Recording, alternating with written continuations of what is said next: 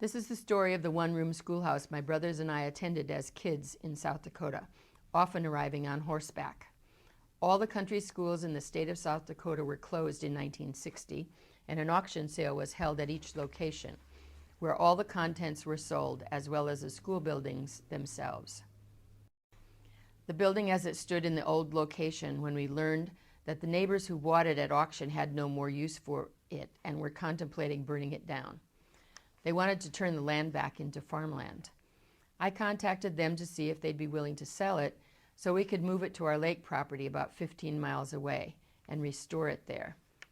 They agreed, and to make it all official, charged us $100 for the building.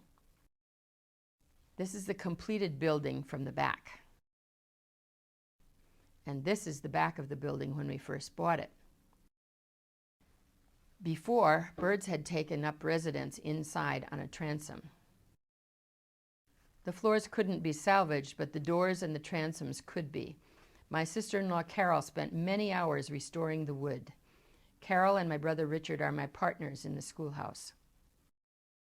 The wall of the girls' cloakroom to the left in this picture was removed to make the kitchen, and this square was the extent of our library. Here's how it looks with the cloakroom wall removed and the kitchen almost ready, just awaiting the cook stove. This piano was played by our Aunt Marion on Sunday, June 18th, 1944, at a social gathering where our dad, Verlo Kelson, announced the Father's Day birth of his second son, Richard. The building at that point had been open to the elements for over 30 years. This shows the original basement. Teachers often lived in the basement of schools like this one. Windows are reflected in the water standing at the bottom. We had the building lifted from the foundation, moved, and placed onto a new foundation at the new location. To prepare for the move, we had to remove the chimney. We gave the schoolhouse a coat of paint before we moved it, so it wouldn't look so derelict when it arrived at its new home. This was a building site in December before they started. And here they are digging the basement. Steve with the digger, putting up the basement walls and completing the basement walls. We hired a house moving company to move the building to the new location. They jacked up the building and loaded it onto the truck on January 2nd and planned to make the move on January 5th. But they were delayed until January 6th due to fog caused by 55-degree temperatures, very unusual for South Dakota. Our brother-in-law, Gary Kaufman, was the general contractor for the move and for the restoration. Here they are leaving the old neighborhood. They moved the house 15 miles, and it took approximately 2 hours. The moving truck was accompanied by a cherry picker, which was used to lift the power lines whenever necessary.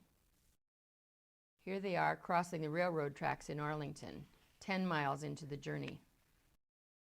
And now they're pulling into the driveway at the new location. They drove the truck up alongside the foundation,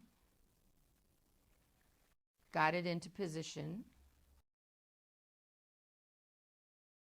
and rolled the building off the trailer onto the foundation.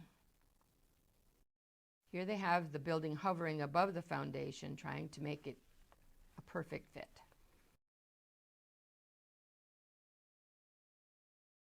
And our friend Steve held up the house. And it is a perfect fit. That dark spot in the lower left-hand corner was the only damage done in transit. The regional paper in our college town did a story about the moving company, and they just happened to be moving our schoolhouse that day. Before the deck was added, the 2 windows on the left were made into sliding doors.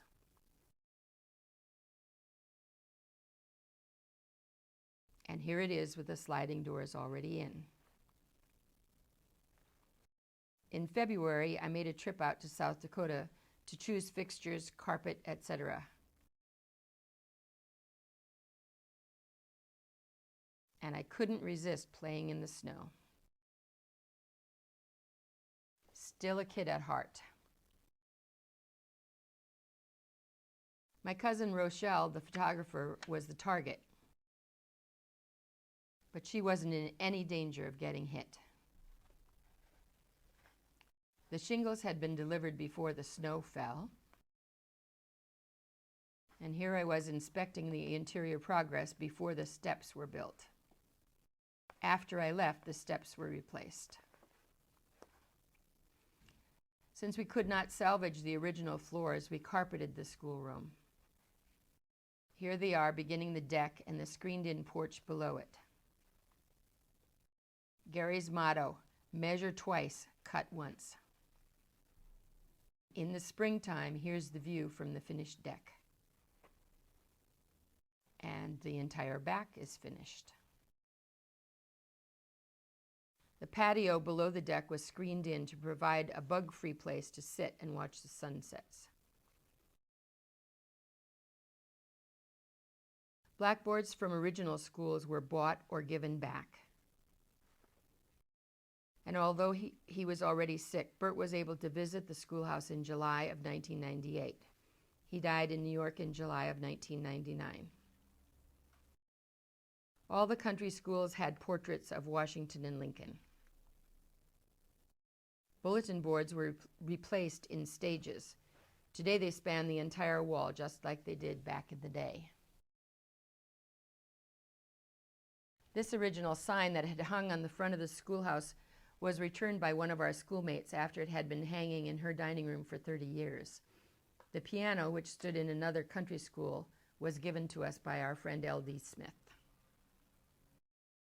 We invited everyone who had attended the school to a reunion in July of 2000, and this notice was placed in the local newspaper. These days, when we are in residence, the flag flies and the sign is posted above the outside door. This is the sign that stood outside the schoolhouse from the time it closed in 1960 until 1997. Student desks and teacher desks have been returned, and the bulletin boards are completed. Some of the memorabilia was purchased from collectors, but most of the furnishings came from our dad's auction sales, the local consignment shop, or were donated by other country school kids. On the shelf is a model of the 1953 pickup we drove to high school, with a stopover at the local creamery each morning to drop off the milk cans from our dairy farm. The water cooler came from our dad's country school. It was identified by its mismatched, chipped cover. We bought it at auction for $300, 3 times what we had paid for the schoolhouse. Our cousins liked to visit the schoolhouse, especially at sunset. And Mother and Dad visited often. In the background, you can see the farm of our only nearby neighbors, Denny and Nell Ann Gloy, who live across the road. This was on the day of our first open house. And here you see the proud owners, Bert and Diane, and Richard and Carol.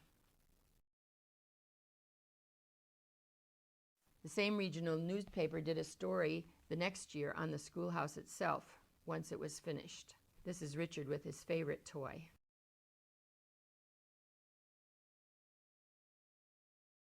Student class pictures are now on the bulletin board. Richard and Diane are shown in the lower right-hand corner. And here you see the entire student body circa 1953 in our same schoolroom. Diane and Laverne in the right corner, right front. Richard in the rear, second row from the right. One of the reasons we like to hurry home after having dinner with family and friends is to view the magnificent sunsets over the lake from the deck of our schoolhouse. In the summer, the sun doesn't set until after 9 o'clock. We now have a row of sunset photos that span the width of the bulletin boards, which cover the entire width of the schoolroom.